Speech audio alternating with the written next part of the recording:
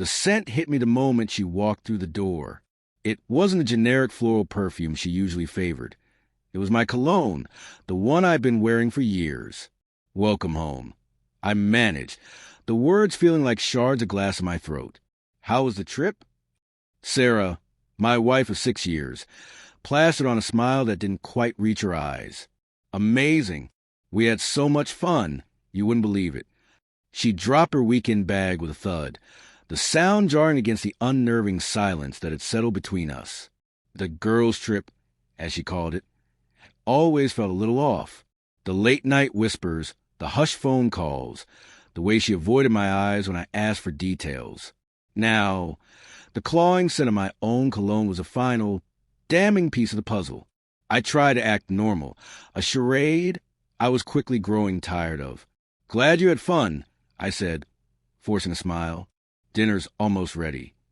I watched her move around our kitchen, a place we had built together, a sanctuary now tainted by her deception. Her movements, once familiar and comforting, now felt foreign, like the actions of a stranger wearing my wife's face. Dinner was a strained affair. We made small talk about mundane things, the weather, work, the leaky faucet in the bathroom, anything to avoid the elephant in the room. With each passing minute, the knot in my stomach tightened. The image of her wrapped in another man's arms fueling a rage I had never known. I wanted to scream, to demand answers, but something held me back. A strange sense of grim determination, a need to collect every single piece of evidence before I unleashed a storm. After dinner, while she was unpacking, I excused myself and went to our closet. It was my sanctuary, a neatly organized space where everything had its place, a mirror to my structured mind. I wasn't expecting anything, really. I just needed to get away from her, to breathe. But when I opened the door, I found it, tucked away in the back corner, partially obscured by a pile of her winter scarves, was a man's jacket. Not just any jacket. A dark, expensive leather one with a faint yet recognizable scent. Sandalwood and something metallic like old coins. A smell that wasn't mine. My hands trembled as I pulled it out, the weight of it heavier than I could have imagined. The world tilted on its axis, like someone had pulled the rug out from under me. This wasn't just a gut feeling anymore. It was tangible proof. My chest felt like it was collapsing inward. I stumbled back, the jacket falling from my grasp. I stared at it, my vision blurring with a mixture of anger and heartbreak. This jacket, this thing that belonged to another man, was proof that everything I thought I knew about my life was a lie. I felt myself go numb. I didn't cry, didn't shout, just sat there on the floor, my back against the closet door, the weight of her betrayal crushing me. I didn't move for a long time, letting the numbness wash over me. It was better than the sharp, burning pain of betrayal. I needed a plan. The next day was a blur. I went through the motions of my life, went to work, answered emails, even laughed at a co-worker's joke. But all the while, a cold fury burned within me. I pretended everything was normal, gathering evidence, piecing together the puzzle. She seemed oblivious to the storm brewing inside me, blissfully unaware of the trap she had walked into. She even started a fight about the laundry, about how I always mix the darks and the lights. The following Saturday, I told her I had to work late. I spent the afternoon at the gym, channeling my rage into a grueling workout. I needed to be strong, not just physically, but emotionally. I needed to be clear-headed. When the sun began to set, I parked my car a few blocks from her office. I knew he was going to be there. She always worked late on Saturdays.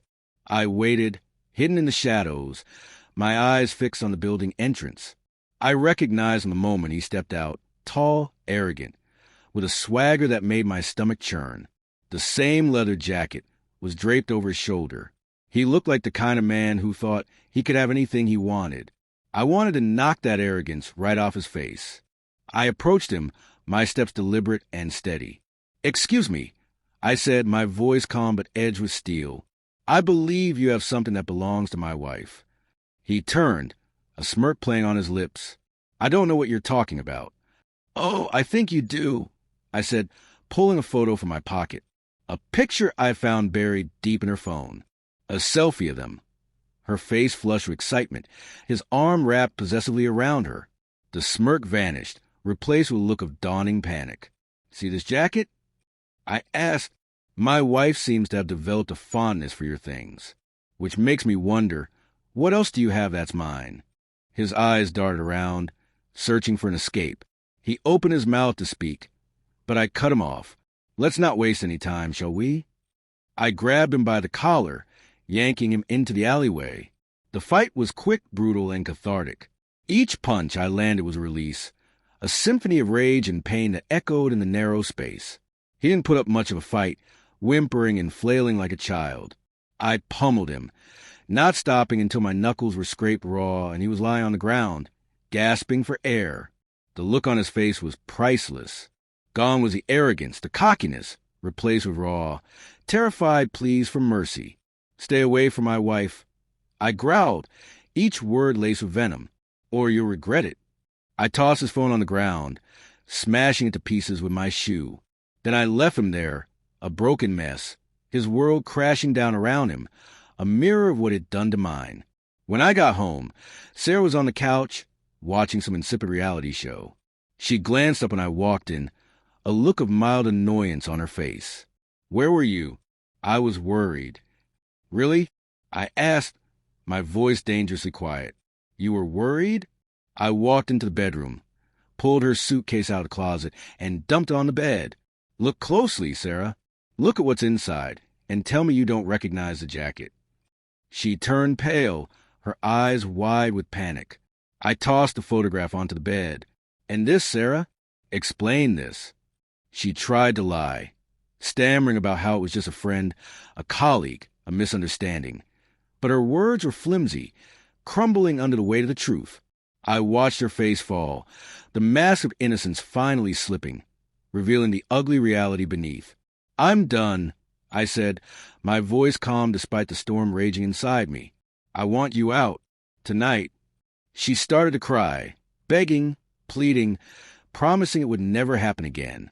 But I was done with her tears, her lies, her manipulations. I was finally free. I watched her pack, her movements frantic, her eyes red and swollen. I didn't offer to help, didn't offer a single word of comfort. She deserved nothing. As she walked out the door, a pathetic figure, defeated, exposed, I felt a strange sense of peace. The anger was still there, but it was no longer consuming me. It was a cold, hard ember of determination. I wouldn't let her define me. Her lies wouldn't shape my future. I had survived her betrayal. I had emerged stronger, wiser, and with a renewed understanding of who I was. And in the silence of my empty house, I knew, deep in my heart, I was finally free.